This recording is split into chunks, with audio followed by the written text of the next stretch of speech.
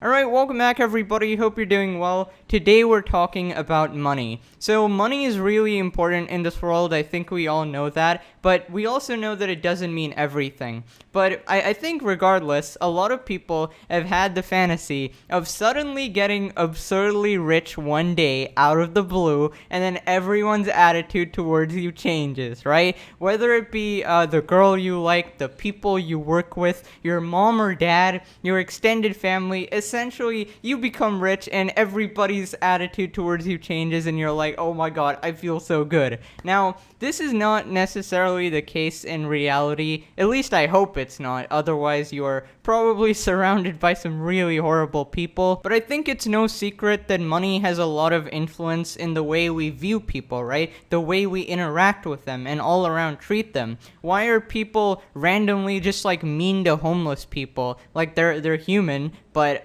they don't have money, so why bother acting nice? That's pretty much the mindset some people have. It's like this absurd, disgusting, subconscious human thing that a lot of people need to control, you know? But pretty much the reason I'm making this video is that I found this post on Reddit, which I found really interesting. Pretty much people talk about their horror stories regarding their sudden acquisition of finances. So it goes like this. Serious, Redditors who suddenly came into a lot of money. What was your horror story of people begging for money? Now this is super interesting to me, right? You suddenly become a millionaire and your dad who left to get the milk, you know, for 12 years, he finally comes back. He's like, hey son, what's up? Okay, so the first one says, I once took second in a poker tournament and won $150,000. There was this audience of about 200 people when it finished. Common practice was people ask winners for a lucky chip. I was almost mobbed by people begging for lucky chips as I left the casino. I had to be escorted by security and paid a friend $300 to follow me in their car, and we drove all over town for 2 hours to make sure nobody was following me home. Jesus Christ. And this is 150K. A lot of like professions get this, you know? It's like, you know, high-end professions. So that we aren't talking millions. Like, okay, you definitely, I guess when you win it in like a lump sum and then everybody sees you, it's kind of like that kid in class who brings this giant packet of chips, except it's no longer chips, it's actual real money, which you can use to do a bunch of things. And I don't know, okay, I guess it's okay to like ask, but like if you're hounding someone and straight up like begging for money, I mean, and you don't need it, like you're literally a well-off, like maybe not well-off, you're like a decently okay person, you have a job, okay, and I just don't think it's in good taste, you know? I don't know, if I saw someone like groveling like this who has like a job or something, like I don't know, a standard accounting job or something,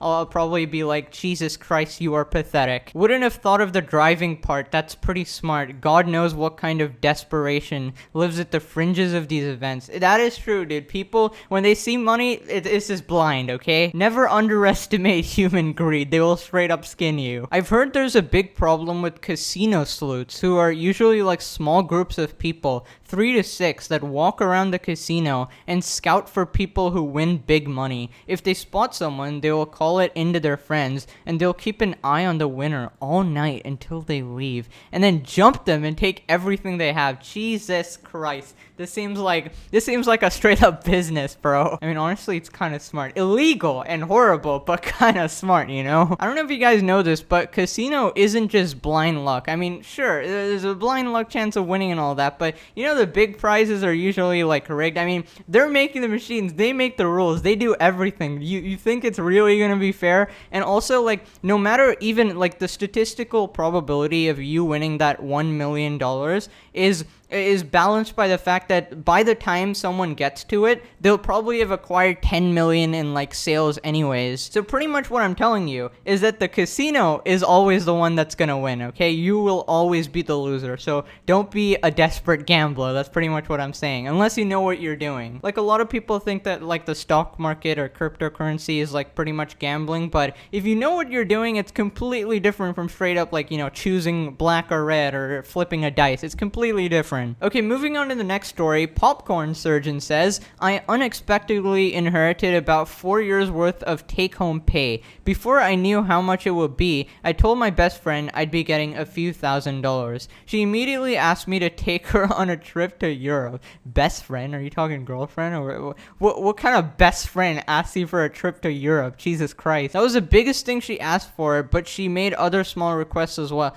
Wait, what? For a few $1,000s? You mean a salary? Hey, I heard you got your salary. Can you take me to Europe? What? Sounds like she expects you to be like a money simp. Just take her wherever and, spend money on her. When the money came through, it was a lot more than I'd anticipated. I did not tell my friend. That's an absolutely pogger's decision. Instead, I started distancing myself from her. I also did not tell any of my other friends. I did tell my boyfriend. He did not ask for anything. I took him on a trip to Europe. There we go. That's probably the best choice. But seriously, what kind of a best friend? Oh, you got a couple $1,000. Take me to Europe. Like, that's not a best friend relationship. Jesus Christ. Okay, here we got another story. My grandma died a week before Christmas, and she left her house and 1/4 of her small fortune to me. The rest of the money went to my brother and my 2 cousins. My uncles and aunts have been a pain in the back ever since, claiming that the money/house are theirs, etc. Also, I've been approached by people who I haven't seen or talked in a while. Classic.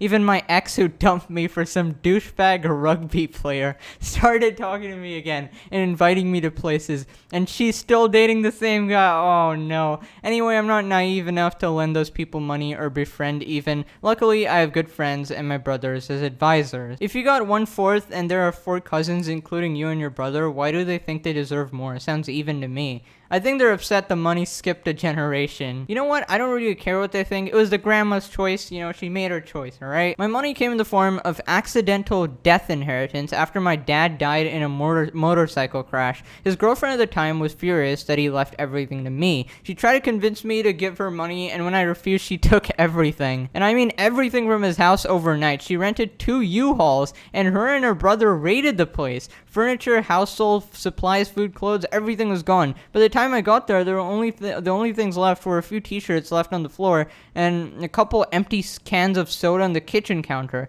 She even took things that held no monetary value, like a calendar I made my dad for Father's Day one year. It was just a colorful cardboard and pictures of us I'd glued together. She took it all. She started selling what she could on Facebook, mostly his woodworking tools and fishing gear, and she fled to somewhere in the next state over. We tried to get help from the police, but they didn't do much. Honestly, they probably have other things to handle. I don't know. She did a lot of other things that were bigger legal issues, I guess. For instance, she ran a fake GoFundMe, claiming the funds were going to a funeral, and managed to get over 10 grand from his coworkers, but I'm the one who paid for the service. Oh my god, dude, I hate these people. These people on the internet who set up like these fake GoFundMes, get all this extra money for like people who think they're donating to like a good cause, and then they turn around and just eat the money. And honestly, a genuine warning to everybody, please do your research way more. Don't just click on, oh, look at this Twitter link, oh, it says I'm helping these families, oh, I should donate. No. You need, people will say whatever it takes. Some people legit make up websites. It doesn't take any money to make a website, and the amount you're donating, they've literally tricked you, okay? Just make sure it's 100% legit. And honestly, people love taking advantage of other people's emotions, dude. Like Critical, right? He used to donate like his channel profits to charity, and then he realized that these charities were just scumbags who were like, not even going to where it was supposed to be going. Essentially just scamming him, right? And all this time it was like, it was horrible. But whatever, just a word of warning. Last I heard, they finally found her in some woodsy town. I don't know what happened. I'm honestly too emotional to deal with, and accepted the fact that she most likely destroyed or sold everything anyway. It's been 2 years since this all happened. It's horribly sad though. Yeah, honestly, that really sucks, man. I'm sorry for your loss. But anyways, that's about it. I just wanted to tell you guys that, some people will literally treat you different if you have money and stuff. Now, there shouldn't be a motivation to acquire it. I mean, you should anyways be motivated to acquire money for general reasons, but yeah, definitely treat people like the way you want to be treated, okay? Don't judge people based on their monetary value. Anyways, that's all I wanted to say. A little bit of positivity on the channel, a little bit of money, finances, morals. We teaching things here, okay? I'm learning too. Okay, hope you guys enjoyed. Smash the like button if you did. Subscribe if you're new. Thank you so much for watching. Tell everybody about Blue Knight, Pogger's channel. Alright, let's go. Bye-bye.